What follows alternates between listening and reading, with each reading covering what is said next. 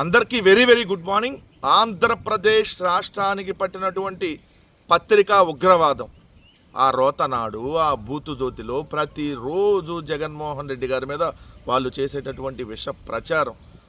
ఆంధ్రప్రదేశ్లో జగన్మోహన్ రెడ్డి గారు ముఖ్యమంత్రిగా ఉంటే మొత్తం రాష్ట్రం అంతా సర్వనాశనం అయిపోయిందనే వార్తలు రాయాలి.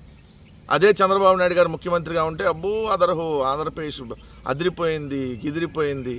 ఇన్నిన్ని ప్రమాదాలు జరుగుతా 2 సంవత్సరాల్లో అనేక మంది ప్రజల్ని పొట్టన పెట్టుకుంటే ఈ ప్రభుత్వం అయినా చీమ కుట్టినట్టు కూడా ఆ 2 పత్రికలకి లేదు. సో ఈరోజు ఎపిసోడ్ నెంబర్ 432లో ఎటువంటి వార్తలు రాశాయో ఒక్కసారి చూద్దాం. విశాఖపట్నం స్టీల్ ప్లాంట్లో మనందరికీ తెలిసి ఒకటే ప్రమాదం జరిగిందని అనుకుంటా ఉన్నాం. కానీ ఒకే రోజు 2 ప్రమాదాలు జరిగినాయి. మొదటి ప్రమాదంలో 16 మంది ఆ ప్రమాదం నుంచి దేవుడు దయ వల్ల తప్పించుకోగలిగారు. రెండో ప్రమాదంలో 8 మంది చనిపోవడం జరిగింది. ఏంటి ఆ వార్త అంటే, 1 కాదు 2 ప్రమాదాలు. విశాఖ స్టీల్ ప్లాంట్లో మొదట SMS-2లో ఒలికిన 60 టన్నుల ఉక్కు ద్రవం కొద్దిసేపటికే SMS-1లో పేలిన లాడిల్. అంటే ఒకటే దాంట్లో 2 ప్రమాదాలు జరిగినాయి. విశాఖ ఉక్కు కర్మాగారంలో సోమవారం ఒక ప్రమాదం కాదు, ఒకేలాంటి 2 ప్రమాదాలు చోటు చేసుకున్నట్టు తేలింది. స్టీల్ మెటల్ షాపు అంటే SMS-1లో పెను ప్రమాదం జరగడానికి ముందే SMS-2లోని దుర్ఘటన జరిగినట్టుగా వెలుగులోకి వచ్చింది. సోమవారం సాయంత్రం 3:57 లాడిల్లో పేలుడు సంభవించి సుమారు 60 టన్నుల ఉక్కు ద్రవం ఒలికిపోయింది. ఈ బ్లాస్టింగ్ జరిగినట్టు గుర్తించారు. శాశ్వత ఉద్యోగులు 4, ఇన్ఛార్జీలు 2, 10 మంది కళాశీలు, మొత్తం 16 మంది ఈ ప్రమాదం నుంచి తప్పించుకున్నారు. మృత్యుంజయులం అంటూ వాట్సాప్లో గ్రూప్లో మెసేజ్లు పెట్టారు. మృత్యుంజయులం అని మెసేజ్లు పెట్టిన కొద్దిసేపటికే 4:25 SMS-1లోని భారీ పేలుడు సంభవించి 8 మంది అక్కడికక్కడే మరణించినటువంటి సంఘటన జరిగిందని చెప్పి ఈనాడే రాసినటువంటి పరిస్థితి. ఒక విషయం అయితే ఇక్కడ వాళ్ళు దీన్ని సైడ్ చేసేటటువంటి కార్యక్రమం చేశారు. ఏంటనంటే, విశాఖ స్టీల్ ప్లాంట్ అంట ప్రైవేటీకరణ కాకుండా ఆపేసింది కూటమి ప్రభుత్వం అనేటటువంటి ఒక తప్పుడు వార్తని మాత్రం ఈ 2 దినపత్రికలు చాలా నైస్గా రాశాయి. అందుకనే ఈ రెండింటిని మనం విషపత్రికలు అనేది. విశాఖపట్నం స్టీల్ ప్లాంట్ని 34 విభాగాలు ఆల్రెడీ ప్రైవేటీకరణకు సంబంధించిన నోటిఫికేషన్లు ఎప్పుడో ఇచ్చేశారు. ఆల్రెడీ నిన్నే కదా బూత్ కిట్టును రాసింది. కొన్ని సంస్థలు ప్రైవేట్ ఏజెన్సీలకు ఇచ్చారు కొన్ని, అందుకనే ఈ జరిగిందని చెప్పి నేను నువ్వే రాశావు. ఈ ప్రమాదం జరగటానికి దాదాపుగా ఏదైతే ప్రైవేటీకరణ అనేటటువంటి మెయిన్ అంశమే అజెండా అనేది చెప్పకనే ఈ పత్రిక కూడా ఒక రకంగా చెప్తా ఉంది. మళ్ళీ కానీ ప్రైవేటీకరణ కాకుండా ఆపేశారని చెప్పి ఇంకో రకంగా రాస్తూ ఉంటారు. ఎంత దారుణమో చూడండి. ఒకటేంటంటే కీలకం ఇక్కడ, 2024 జనవరి నుంచి 20 మంది మరణించారంట ఇప్పటి వరకు. అంటే ఈ 2 సంవత్సరాల్లో స్టీల్ ప్లాంట్లో 20 మంది చనిపోయారు. అదేవిధంగా 200 మందికి ఏదైతే తీవ్రమైనటువంటి గాయాలైనటువంటి పరిస్థితి. మరి ఇన్ని రకాలుగా ఇక్కడ ఉంటే మరి ఎలా మీరు ఈ ప్రమాదానికి ప్రభుత్వానికో యాజమాన్యానికో బాధ్యత లేదని రాస్తారు? ప్రైవేటీకరణ కావట్లేదని ఎలా రాస్తారు? ఇక్కడ చూడండి, ఆ నిర్ణయాలే శాపాలై రాత్రికి రాత్రే నైపుణ్యం గల కార్మికులు ఉద్యోగులను తొలగించాలన్న ఆలోచన ఎవరికిదో తెలియదు. ఎందుకు తొలగించారు? పాయింట్ నెంబర్ 1, ప్లాంట్లో 3 మిలియన్ టన్నుల యంత్ర పరికరాలు 1980 నాటివని తెలుసుకోకుండానే ఉత్పత్తి లక్ష్యం నిర్దేశించారు. ఇప్పుడు 1980 అంట. అంటే 46 సంవత్సరాల క్రితం పరికరాలు, యంత్రాలు అప్పటి నుంచి ఇప్పుడు వాడుతూ ఉన్నారు. ఇప్పుడు సడన్గా దాంట్లో ఉత్పత్తిని చేయాలని చెప్పి నిర్ణయించారంట. యాజమాన్య నిర్ణయాలు నిర్వహణలో నిర్లక్ష్యమే ప్రమాదాలకు ప్రధాన కారణమని తెలుస్తుంది. 2024 ఎన్నికల్లో అంట స్టీల్ ప్లాంట్ ప్రైవేటీకరణ కాకుండా అడ్డుకుందంట. ఏది? ఈ కూటమి. సిగ్గుండాలి కదా ఈ వార్త రాయడానికి. నెక్స్ట్ ఇంకో విషయం వచ్చేటప్పటికి, ప్యాకేజీలో షరతులు పెట్టి ఇచ్చారన్న విషయం ఉద్యోగులకు తెలియదు. ఏది? కేంద్ర ప్రభుత్వం 11,400 కోట్లు ప్యాకేజీ ఇచ్చింది కదా, ఆ ప్యాకేజీలో షరతులు పెట్టి ఇచ్చారన్న విషయం ఉద్యోగులకు తెలియదు. ఈ నిధుల్లో సింహభాగం బ్యాంకు అప్పులు తీర్చడానికి, మిగిలిన నిధుల్లో సరఫరాదారుల బకాయిలు, స్వచ్ఛంద పదవీ విరమణ తీసుకున్న వారికి సుమారు 500 కోట్లు కేటాయించారు. 3 ఏళ్లుగా మూసి ఉంచిన 3వ బ్లాస్ట్ ఫర్నేస్ను వెంటనే ప్రారంభించాలని కేంద్ర ఉక్కు శాఖ అధికారులు ఆదేశించారు. ఎందుకు ఆదేశించారు? 3 సంవత్సరాల నుంచి మూసేసిన దాన్ని ఇమీడియట్గా తెరవమని. 2, తొందరపాటుతో మళ్ళీ నష్టాల్లోకి వెళ్ళింది. నిర్ణయాత్మక కుర్చీలు ఖాళీగా. ప్లాంట్లో జనరల్ మేనేజర్లు 50 మంది ఉండాల్సి ఉండగా ఒక్కరే ఉన్నారు. 15 మంది ఎగ్జిక్యూటివ్ డైరెక్టర్లు ఉండాల్సి చోట 4 ఏళ్ళుగా ఒక్కరు కూడా లేరు. ఏంది? 15 మంది ఎగ్జిక్యూటివ్ డైరెక్టర్లు ఉండాల్సి చోట ఒక్కరు కూడా లేరంట. అదేవిధంగా జనరల్ మేనేజర్ 400 వరకు ఉండాల్సి ఉండగా 150 వరకు మందికి మాత్రమే ఉన్నారు. కీలకమైన డైరెక్టర్ పర్సనల్ పోస్ట్ ఖాళీగా ఉంది. సో ఈ కమిటీలు అటకెక్కాయి. గతంలో భద్రత ప్రొటెక్షను ఏదైతే ఈ ఫ్లోర్ కమిటీలు ఇవన్నీ షాప్ ఫ్లోర్ కమిటీలు ఇవన్నీ అటకెక్కాయని చెప్పి సాక్షాత్తు వాళ్ళ ఈనాడు దినపత్రికే దీంట్లో రాసినటువంటి వార్త. రెండోది, నిన్న ఈ స్టీల్ ప్లాంటు ప్రమాదానికి ఖచ్చితంగా ఇది ఈ స్టీల్ ప్లాంట్ యాజమాన్యం అంటే కేంద్ర రాష్ట్ర ప్రభుత్వాలే దీనికి కారణం. ఎందుకంటే ఇది ముమ్మాటికి ప్రభుత్వ హత్యలుగానే మనం భావించాలి. 8 మంది విశాఖపట్నంలో స్టీల్ ప్లాంట్లో చనిపోవటం ప్రభుత్వ హత్య. ఇది ఎందుకంటే పాయింట్ నెంబర్ 1, 34 విభాగాలని ప్రైవేట్ పరం చేయటం పాయింట్ నెంబర్ 1. 2, ఈ ప్రైవేటీకరణలో భాగంగా పాత యంత్రాలని మార్చకుండా అవే వాడటం. ఎందుకంటే రేపు ప్రైవేట్ వాళ్ళకి వెళ్ళిపోతాయి కాబట్టి వాళ్ళు కొత్తవి తీసుకుంటారనేటటువంటి ఉద్దేశంతో మార్చాల. నెంబర్ 3, నాసిరకమైనటువంటి ముడి సరుకును సరఫరా చేయటం. నెంబర్ 4, రక్షణకు ప్రాధాన్యత ఇవ్వకపోవటం. నెంబర్ 5, 6,000 మంది కార్మికులను తొలగించడం. నెంబర్ 6, అనుభవం లేని కాంట్రాక్ట్ కార్మికుల్ని పనిలో పెట్టుకోవటం. నెంబర్ 7, 2,000 మంది పర్మనెంట్ ఉద్యోగులకి వీఆర్ఎస్ ఇవ్వటం. నెంబర్ 8, ప్రమాద తీవ్రతను గుర్తించి హెచ్చరించే సమర్థవంతమైన సెన్సార్లను ఏర్పాటు చేయకపోవటం. నెంబర్ 9, 5 కార్మికులు పనిచేయాల్సిన చోట ఒకరే పనిచేయటం. నెంబర్ 10, కాస్టింగ్ మిషన్ వద్ద ఏదైతే గతంలో 20 మంది నిపుణులు ఉంటే ఇప్పుడు 12 మందే ఉండటం. నెంబర్ 11, ఏదైతే కొన్ని విభాగాలు ప్రైవేట్ ఏజెన్సీలకు ఇచ్చి ఇవన్నీ ప్రైవేట్ వాళ్ళే నిర్వహించేటటువంటి కార్యక్రమంలో భాగంగా జరిగినటువంటిది. నెంబర్ 12 మీరు చూశారు కదా, అనేక మంది పోస్టులు ఇవన్నీ ఖాళీగా ఉండి. రెండోది, 1980 నుంచి ఉన్నటువంటి దాన్ని ఏదైతే అంటే 46 సంవత్సరాల క్రితం ఉన్నటువంటి యంత్రాలని ఇప్పుడు స్టార్ట్ చేయించడం. సో ఇవన్నీ ఖచ్చితంగా ఇవి ప్రభుత్వ హత్యలే. ఇది ఒక పక్క అయితే, అధికార మదంతో కొవ్వెక్కి ముఖ్యమంత్రి కొడుకు నారా లోకేష్ నిన్న స్టీల్ ప్లాంట్ దగ్గరికి వెళ్ళి వాగినటువంటి పిచ్చి పిచ్చి వాగుడు. మీ కుటుంబంలో ఎవరు చనిపోలేదు కదా అంటే, మీ బాబుకి చంద్రబాబు కూడా ఇలానే అంతకుముందు పిచ్చి వాగుడు వాగేవాడు. గోదావరి పుష్కరాల్లో 29 మంది చనిపోతే జగన్నాథ రథ చక్రాల్లో చనిపోలేదా, రైలు ప్రమాదాల్లో చనిపోలేదా అని చెప్పి ఇలానే కారు కోతలు కూశాడు. ఇప్పుడు నీకు అదే బుద్ధి వచ్చి అలాంటి కారు కోతలే కోస్తా ఉన్నాం. ఇది ఒక పక్క అయితే, నిన్న ఎక్కడికి వెళ్ళినా జగన్మోహన్ రెడ్డి గారి మీద పడి ఆడవాలి. అసలు జగన్మోహన్ రెడ్డి గారు ఎందుకు రాలేదని అడుగుతున్నాడు. నాకు ఇలా బతికిలేందో ఇలా కథ ఏందో. అసలు ప్రమాదం మొన్న జరిగితే మీరు ఒకరోజు తర్వాత ఎందుకు వెళ్ళారు?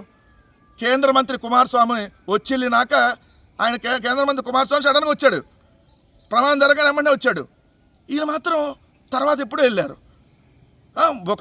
ఒక బాధ్యతలు పరామర్శించడానికి ఒకసారి అంట లోకేష్ అంట, ఇంకోసారేమో పవన్ కళ్యాణ్ అంట, ఇంకోసారేమో కార్మిక శాఖ మంత్రి అంట, ఇంకోసారేమో ఎమ్మెల్యే అంట. అందరూ ఒక పార్టీలో లేరైంది? వేరు పార్టీల్లో తెచ్చారా? ఒకటే పార్టీలో ఏడ్చారుగా. మళ్ళీ 2 స్పెషల్ ఫ్లైట్లు ఎందుకు? ఏమన్నా చేశారా? కార్మికులకు ₹1 కోటి సాయం అడిగితే ఇవ్వని చెబుతున్నారు డైరెక్ట్గా. రామోజీరావు చచ్చిపోతే ఆ దిక్కుమాలను సభ పెట్టడానికి మాత్రం 10 కోట్లు తగలేశారే. ఆ సిద్ధార్థ లోధా అనేటటువంటి ఒక లాయర్కి కోట్లు తగలేస్తున్నారే. కార్మికులకు ఇవ్వలేరా మీరు డబ్బులు? నా ఇష్టం, నేను 99 పైసలకి ఎంతైనా ఇస్తా, నా ఇష్టం వచ్చినట్టు ఇస్తా అని చెప్పి 1,000 కోట్లు దోచిపెడుతున్నావు నీ బినామీలకి, 1,000 ఎకరాలు 1,000 కోట్ల రూపాయలు. మరేం కార్మికుల ప్రాణాలు మీకు ప్రాణాలు కాదా? సో ఎంత మదం ఎక్కి మాట్లాడుతున్నారో. ఓ పక్క పవన్ కళ్యాణ్ అయితే అసలు రాసిచ్చిన స్క్రిప్ట్ని యాస్టీజ్గా బట్టి కొట్టి చదువుతాడు తప్ప కనీసం కొద్దిగా కూడా జ్ఞానం లేదు. ఇట్లాంటి వాళ్ళు మన రాష్ట్రానికి మంత్రులు. మనం చేసుకున్న కర్మ కాకపోతే ఇంకేంటి, ఈ కర్మ ఇంకొక 2 ఏళ్ళు మనని పట్టి పీడిచింది. వీళ్ళు పోతే తప్ప ఈ రాష్ట్రానికి పట్టినటువంటి దరిద్రం ఈ కూటమి ప్రభుత్వం శాశ్వతంగా రాజకీయంగా ఈ పార్టీని ఏదైతే సమాజ్ చేస్తే తప్ప ఈ కూటమి పార్టీలని ఈ రాష్ట్రానికి పట్టిన దరిద్రం వదలదనేది వాస్తవం. పెట్టుబడి రాయితీ ఇంకెప్పుడు? గత ఏడాదిలో అక్టోబర్లో దెబ్బతీసిన మోందా 4.19 లక్షల ఎకరాల్లో వ్యవసాయ ఉద్యాన పంటలకు నష్టం. 410 కోట్ల సాయం కోసం రైతుల ఎదురుచూపులు. మీకు తెలుసు కదా, మోందా తుఫాన్ని ఎగిరెగిరి తన్నానని చెప్పి పబ్లిసిటీ చేసుకున్నటువంటి ఒక దుర్మార్గమైనటువంటి ముఖ్యమంత్రి ఇక్కడ ఉన్నాడు. మోందా తుఫాన్ ఎగిరిదల్లా, మోందా తుఫాన్ దానంతటికి అదే తీరం దాటింది. రైతులు మాత్రం ఎగిరెగిరి తన్నాడు. రైతుల్ని ఎగిరెగిరి తంతే చంద్రబాబు నాయుడు గారు ఇప్పటి వరకు సాయం అందల. సిగ్గు లేదా? డబుల్ ఇంజన్ సర్కారు, పైన ఉన్నాం కింద ఉన్నాం.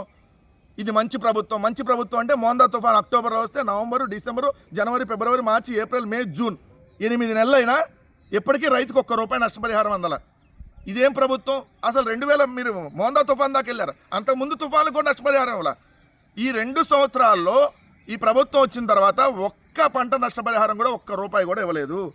మోందా తుఫాను గత ఏడాది అక్టోబర్లో 25 జిల్లాల పరిధిలో 4,19,000 ఎకరాల్లో నీట ముంచింది. రైతులు భారీగా నష్టపోయారు. అయితే ఇప్పటి వరకు పెట్టుబడి రాయితీ నిధులు విడుదల చేయలేదు.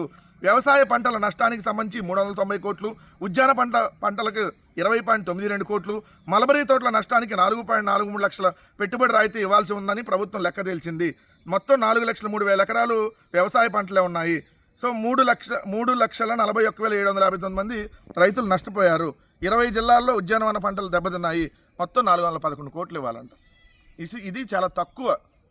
ఎందుకంటే ఆ రోజు ఎస్టిమేషన్ వేసేటప్పుడే తక్కువ వేశారు. సో ఆ మొత్తం అయితే దాదాపు 1000 కోట్లు 7,000 కోట్లు తేల్చారు ఆస్తి నష్టం ఇవన్నీ. సో ఇది తక్కువ. ఈ తక్కువ కూడా అసలు ఇవ్వాల అంటే ₹1 కూడా మోందా తుఫానికి సంబంధించి 8 నెలలైనా పంట నష్ట పరిహారం అందించాల. గుడ్డిగాడిదిగా పళ్ళు దొంగతా కూర్చుంది ఈ రాష్ట్ర ప్రభుత్వం అనేది క్లియర్గా కనపడుతుంది. రైతుల్ని పూర్తిగా గాలికి వదిలేశారు. నిన్నేదో నాగలి గొడ్డలని మాట్లాడుతూ ఉన్నాడు. మోందా తుఫాను ముందు నష్టపరిహారం ఈ సొల్లు వాగుడు ఆపేసి ముఖ్యమంత్రి చంద్రబాబు నాయుడు గారు నీ సొల్లు వినలేక సస్తున్నారు ఆ పక్కన ఉండేవాళ్ళు. అధికారులు అయితే వాళ్ళకి చెవుల్లో రక్తాలు అవుతున్నాయి నీ సొల్లు కబుర్లకి. సో ముందు రైతులకు నష్టపరిహారం ఇచ్చి తర్వాత నీ సొల్లు వాగుడు వాగమని అదే అధికారులు, అదే ప్రజలు, అదే తెలుగుదేశం కార్యకర్తలు కూడా చెప్తా ఉన్నారు. యూనిట్ ₹50 ఆక్వా రైతులందరికీ విద్యుత్ రాయితీ ముఖ్యమంత్రి చంద్రబాబు ఆమోదం. 1-2 రోజుల్లో ఉత్తర్వులు ఇవ్వబోతున్నారు. జగన్ హయాంలో ఈ సబ్సిడీకి తిలోదకాలు ఇచ్చారని చెప్పి ఒక తప్పుడు వార్త. 2 సంవత్సరాలైంది అధికారంలోకి వచ్చి రోజు ఈ తప్పుడు వార్తలు ఈ పత్రికలు రాయితే మీకు కొద్దిగా సిగ్గు శరమే ఉందా? జగన్మోహన్ రెడ్డి గారు ఉన్నప్పుడే ₹1.5 ఆల్రెడీ యూనిట్ విద్యుత్తుని ఇచ్చేశారు. మీరు వచ్చినాకే ఈ 2 సంవత్సరాలుగా దాన్ని ఆపారు. అసలు వార్త అది రాయాలి మీరు. ఆక్వా రైతులు ఉత్పాదక వ్యయాన్ని తగ్గించేందుకు జగన్మోహన్ రెడ్డి గారు నాణ్యమైన విద్యుత్తును 24 గంటలు అందించడంతో పాటు యూనిట్ ధర కేవలం ₹50 జగన్మోహన్ రెడ్డి గారు ఉన్నప్పుడు ఇచ్చారు. 10 ఎకరాల లోపు ఉన్నటువంటి 3,26,000 ఎకరాల్లో సాగు చేస్తున్నటువంటి రైతులందరికీ ₹1.5 ఏదైతే ఆక్వాకి సంబంధించినటువంటి విద్యుత్తును అందించారు. ఆక్వా సాగు చేసే వాళ్ళకి 46,433 ఆక్వా విద్యుత్ కనెక్షన్లకి సబ్సిడీ ఇచ్చారు.